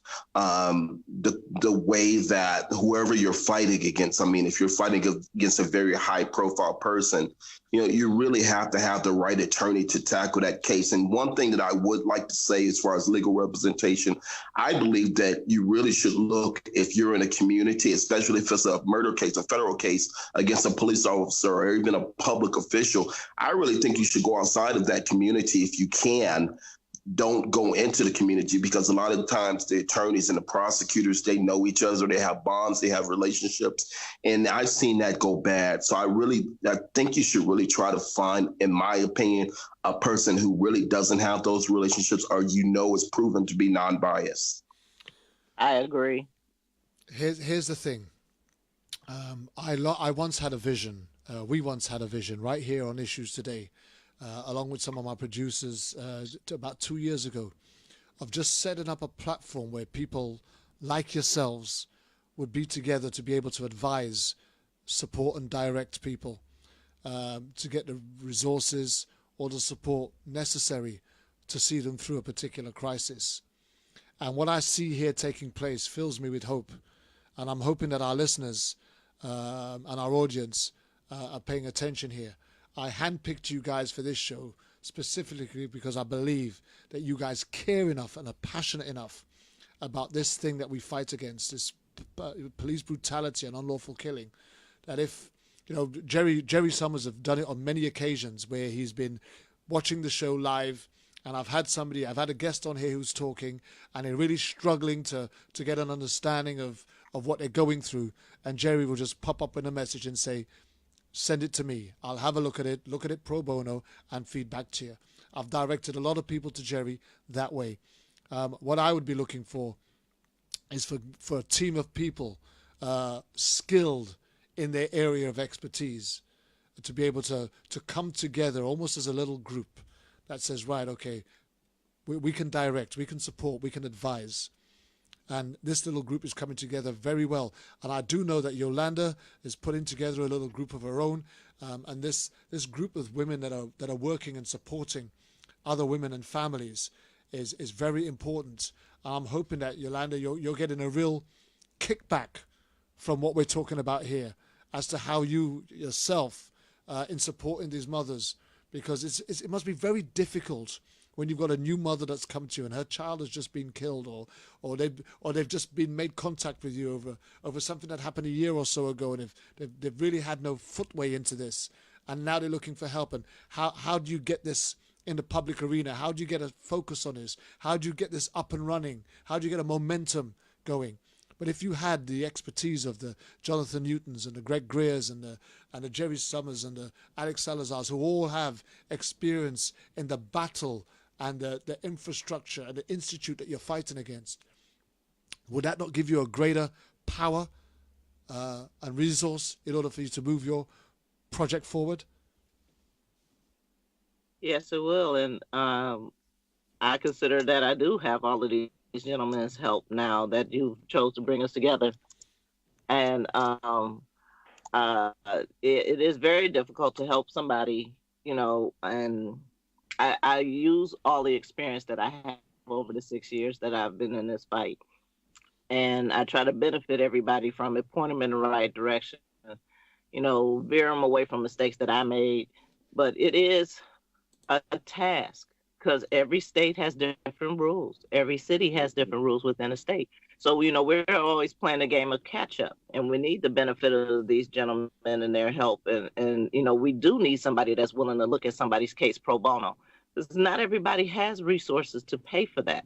You got to look at what they have to sacrifice in order to get help. Am I going to pay my rent, or am I going to pay the attorney? Am I going to get groceries in the house for the rest of the family? Or am I, and we need attorneys who are not about that dollar bill, that are about what's right and what's wrong. I always say life is to be respected and death requires responsibility. Mm-hmm. But we need attorneys that understand that. And that's really the biggest battle for most of these families who are going through these struggles. Where their child has been brutally attacked or killed or wrongly convicted, is that they just don't have the resources to fight the big power machine.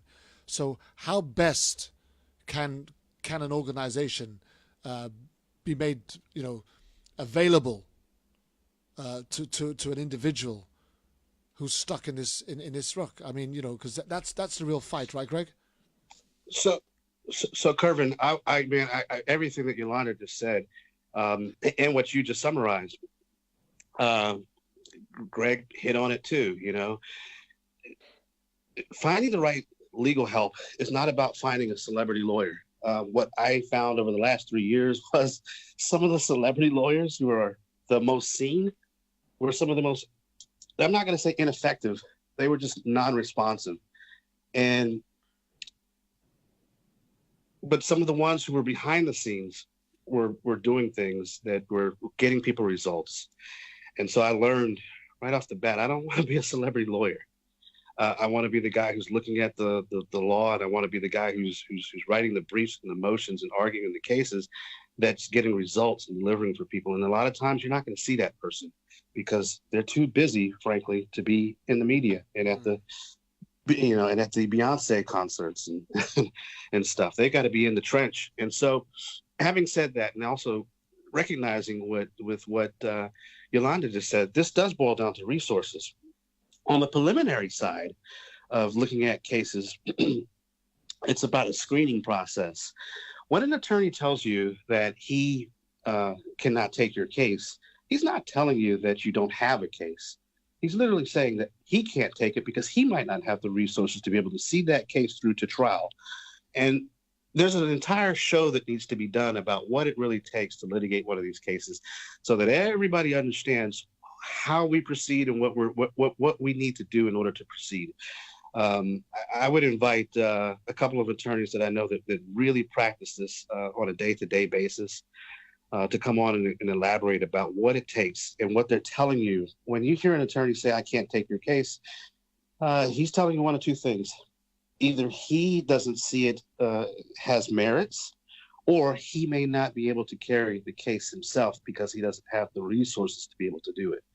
And so you need to be able to determine that. Most attorneys in the personal injury, which is wrongful death and excessive force and malicious prosecution and all of that, if they see a case with merit, and what I mean by merit, I'm not talking about moral merit. Most of these are morally fit cases, okay? These are horrible things that have been done to people's families and so forth. What I'm talking about is the cost paradigm that they're faced with having to front load the entire cost of the case themselves.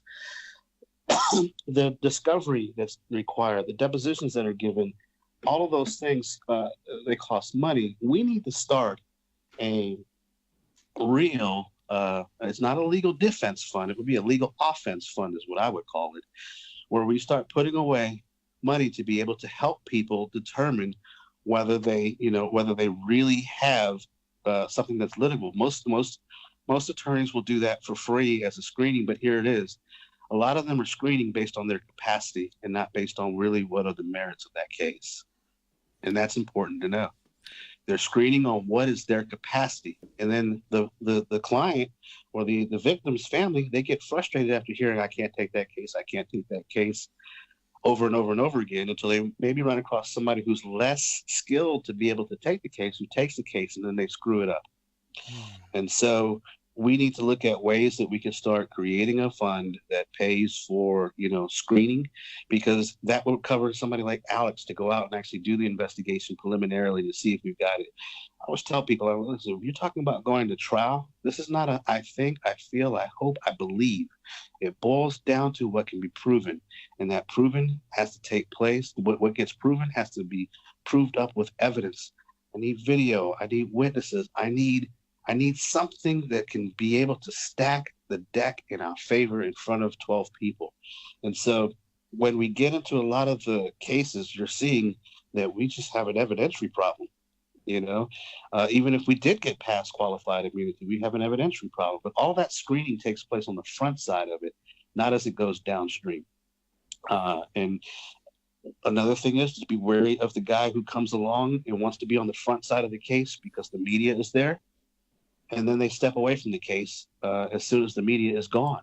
He got what he wanted to get out of it, and now he's gone. And I do recommend what Yolanda and Greg have hinted at, and that is, oftentimes you do find people that are inside a state or inside a certain city that have too many close ties to the institutions that you're talking about running up against.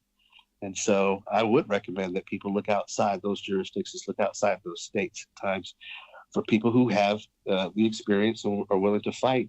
Devin Jacob out of Philadelphia, he has a national, he has a national footprint. He litigates these types of cases, in federal court all across the country. And so looking at those types of scenarios will put you in a better position to be able to litigate.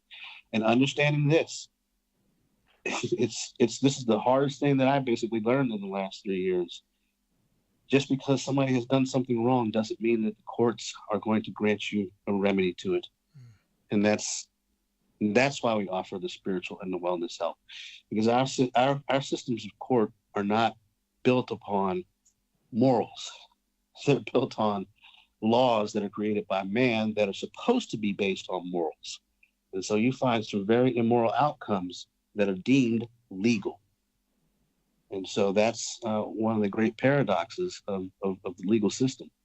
And so, like I said, sum it up, we need to be creating a fund that helps fund, when a family member, a victim, runs into a situation, you have some money that's put aside that can fund an investigator to go out, that can fund, the discovery, the depositions to be done in a way that's going to be objective and not based on the resources of a sole individual attorney who's struggling to make his rent.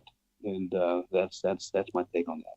Oh, well, listen, Greg, we're looking to pitch this against United Nations representatives on the 22nd. How are we sounding so far, Greg? I think it's an excellent segue, Kervin. I think because we have got to be able to bridge the terrible injustices that exist in our world and in our communities and bring that to the attention in the eyes of the world. And just like we talked about how states can be held accountable, guess what? Our nation can be held accountable too, especially if we start bridging it with other nations and having them watch. So that's why this particular segue is going to be great for what happens in the future. Yolanda, it's been an honor sharing a platform with you on the occasions that we have had. How do you feel so far in hearing what you've heard today, especially from Jonathan, Jerry, and Greg in particular? Not cutting out Alex in any way, but especially from the legal point of view that should be accessible to all if we did this thing correctly. How does that make you feel as a mother of a victim, or as a victim yourself who's had to struggle against the system, against a big machine? How does it make you feel? Encouraged and appreciative. The clarity that's being brought forth now is much appreciated, because not only is it benefiting me, even though my daughter's case is 6 years old and I was screwed out of 1.5 years of investigative time based on some situations within the city that I probably have talked to a couple other members on this board about later.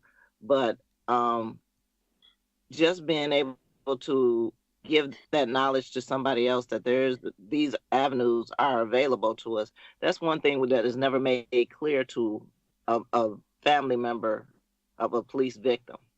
And that's what we call them. They are police murder victims.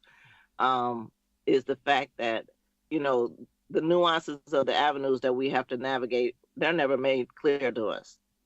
And I'm going to say injury attorneys, they're not worth the time. 99% of them are really not worth the time, because they have no clue. And then they will not even admit to you that they have no clue as how to deal with the police officer situation. So they're wasting your time, taking your money, and screwing you over all at the same time. I mean, you get a full date out of it.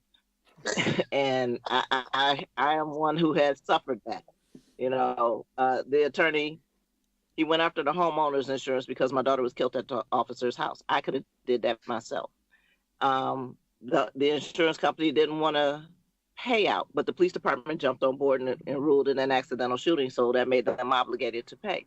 So he got $30,000 for sitting on his behind and doing nothing. I fired him. I never got the investigator's information. I never got any depositions that were made. It took him almost a month to give me the paperwork, and he gave me enough that barely overfilled a shoebox. I did more work than he did. Wow. But, wow. The families go through this on a regular basis, and then they sit up there trying to figure out, well, if it's obvious that something was done wrong and that the officer should be held accountable for it, why is it that everybody is not making any kind of moves on it? Okay, in the case of my daughter, I'm going to be real brief. She was shot at 12:05. 911 was called at 12:30. Out of 40 people at that party, one phone call came in, and it came from the police officer's wife. She said she didn't know who shot my daughter, but they weren't there. When the police officers arrived, my daughter was cold to the touch. She was killed on July 8th, 2012, during a heat wave in Detroit. It was 78 degrees that night. My daughter should not have been cold. when they got there. The police officers took my daughter's body to the hospital. They removed her corpse from a crime scene. They never checked the officer for any drugs or alcohol or gunshot residue on his hands. Even though my daughter was shot from a distance, they kept insisting on that she was side by side or some sort of proximity to the gun. There's no gunshot residue on her clothes, her wound track, or her hands. They kept trying to say she triggered the weapon. They destroyed her clothing and then had the audacity to tell me that they didn't want to show me pictures of her bloody clothing because they didn't want to upset me. Like losing my daughter the day before her 25th birthday, my firstborn, wasn't upsetting. Doing her hair, picking her casket, putting her in the ground, none of that stuff would have upset me. Seeing some bloody clothes on a photo would have. But a lot of families go through these kind of things, and the attorney sits there mum, as though they're stuck on stupid and standing on dumb. And we need to be able to have resources to not only get better attorneys, but go after these attorneys who screw us over. And that's something that I'm speaking from, not just my experience, but the conversations that I've had with a multitude of families where they got messed over by their attorney, screwed out of their time to file any kind of charges or have any kind of case placed against the officer or the department. And then the attorney's going on like nothing happened. There needs to be repercussions for everybody involved, from the prosecutor to the person who swept the floor. If you did something wrong, you should be held accountable for it. We are. There's nothing special about these people because they chose to take a badge. I wore the same uniform as that officer, worked the same amount of time for the city as that officer. My capacity was water department security. I was a first responder. So if there was a terror alert, they called me. So there was nothing about him more special than me, except for he carried a gun. I could do my job without it. You know, when you hear... So if you can do me one way, you should be able to treat him that exact same way. And these are they need to remove all of that. These are the stories that we hear up and down the country, from one mother to another. And you know, when we turn to people like Greg and Jerry and Jonathan, you know, who are the experienced in that area, then you know, when you hear a story like this. I'm going to throw this one to Jerry because we're coming up to our closing minutes now. We've got about 8 minutes, and I know we're running out of time, and it almost feels like it's just getting juicy, doesn't it? Time just flies. But Jerry, you know, we're talking about the accountability, we're talking about the traceability, we're talking about prosecutorial misconduct, we're talking about misrepresentation, we're talking about foundations and platforms. Yolanda's story is not unique, is it? Not at all. In fact, one of the things I would suggest is when you retain an attorney and the attorney starts in getting discovery, make sure when you retain the attorney that he will provide that discovery to you and get a copy of it right away. Don't wait and try to get it later because so often what I see is the attorney having discovery that could have made a difference and they missed something in their own investigation. They didn't see that was important that could have been gained and worked with. The other thing I see is a lot of times the discovery goes away and you can't get a hold of it. And from my perspective, you have to be able to look at that discovery to see where we're at. It is not uncommon for police departments to destroy evidence like that, like clothing and that kind of thing. And just listening to Yolanda, my first thought was, well, they got rid of the clothing because it revealed what they didn't want. Something could have been on there. Yeah. Yeah. And so the parents and the surviving family members have to get the documentation from the attorney. Too often they rely on the attorney to get it, and they either don't get it, they don't analyze it correctly, or they just don't provide it after the fact. And it makes the family members' job in seeking the justice or going for that much more difficult because one of the first things I'm going to ask somebody when they come to me, and Alex will do the same thing on an investigation, is what do you have that I can look at? What do you have where we can go with it? And when they don't have it, there's not a lot we can do. You know, and one more to add one more thing to what Jerry just said. When you're making your communications with your attorney, every single one of those communications, make them via email, and that way you're creating a paper trail of the communications that you had with him. Some people would say, I want to do it over the phone. That's fine too. But even if you make a phone call, come back to your email and say, this is in reference to the phone conversation that we just had, summarizing it, what your understanding of it is. And now I'm putting it on him to respond back to you. If you're going to look forward to a malpractice lawsuit, you're going to need that documentation to be able to prove exactly what you said, what was said back to you. So I recommend using the phone. I mean, using email. Absolutely, the paper trail is absolutely paramount. The paper trail and the evidence to support it. Guys, you know, we can go on forever. I know there's just so much more that we can do here, but unfortunately, we're fast running out of time.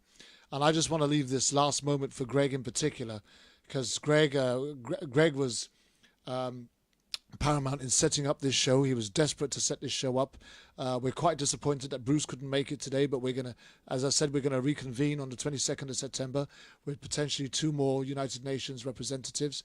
But Greg, based on what we've discussed here today, how do we package this in order to present it to United Nations as something we want them to support us with in order to bring America to bear in an accountable way? Well, just in the specific of it, I think that the struggle of human rights or civil rights has to be a greater umbrella to human rights. And as we are listening to a lot of the cases, Yolanda's and the cases that Jonathan and Alex and Jerry have fought for, I believe that really as our communities in our country becomes more of an internationalized imprint, meaning that we're connecting with around the world, we have to determine where we're going from here. And our experts from the United Nations will be very great and add valuable information to understanding peace, economic, social justice, and human rights. And that's where our country is going. We have to be able to look at the human rights aspect of where we're going. And the opinion is maybe above and beyond the U.S. Constitution. What does it mean to understand the U.S. Declaration of Human Rights? And that's what the UN can do for us. Well, I'd like to thank you again. And, let me just leave the last word with the mother. I'm always proud to have Yolanda on my show. But has this conversation, has this debate, has this gathering given you hope and direction for what you can do in the future? Hi, Yolanda. Yes, it has. Hi. Yeah, it has. This is a daily thing that I do. It's not because I chose to. It's been thrust upon me, and I choose to stand up to it and deal with it head on. But it gives me a better understanding of what direction Post needs to go in, and that we are truly going to be able to protect our stolen treasures. And it gives me a better grip on what it is that I need to be telling other families when they ask for my help or our help or for us to look at something. We know more of what to look for. And I will be able to put together better resources for them. I always try to point somebody in the right direction. I tell them, you never know who I know or who I can get in touch with. I have people calling me all over the country, and they're dumbfounded at the fact that I can find someone in their region that they can talk to. But, just being able to expound that knowledge on them and give them a better insight is the way that we can help each other. There's no other way to get it done. Well, thank you once again. We've come to that point of the day where we've got to say goodbye. We say goodbye to Alex Salazar, Jerry Summers, Jonathan Newton, Yolanda McNear, and Greg Greer. And we will be back on September the 22nd with 2 more United Nations representatives to take this to the next level. I just want to thank you guys for all the work that you do and for sharing your stories and your time with us here on Issues Today on World Jam Global Radio. Let me just finish by saying this. We are looking for stories, your stories. We are looking for guest speakers. That's right, we are looking for you. We have a platform that allows victims of police brutality, wrongful convictions, unlawful killing and killed by cops or prosecutorial misconduct to tell their story. We are an internet-based radio station that has the ability to broadcast worldwide on all social media networks. And if you have a story to share, please contact me directly on direct message or Facebook or email me at kervinjulian@hotmail.co.uk. Thank you very much. We're out of here. Imperial Lounge presents an icon. Reggae dancehall by the beach. To be held at Imperial Lounge, 2 to 14 High Street, Margate Seafront, Kent, CT9 118.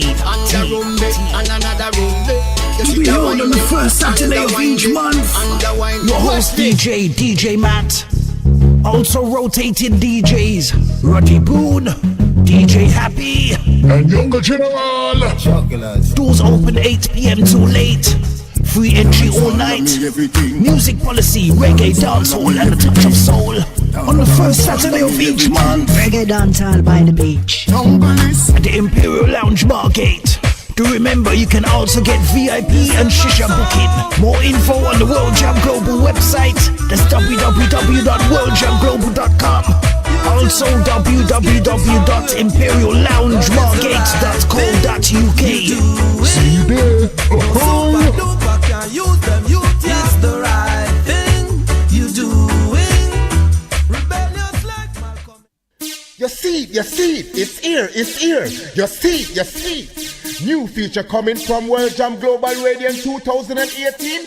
World Jam Global Top 10. To vote for your favorite artist, go to twitter.com/WorldJamGlobal or facebook.com/WorldJamGlobal. So pick the right track where you want to have in your car, at your house, a rock. At them.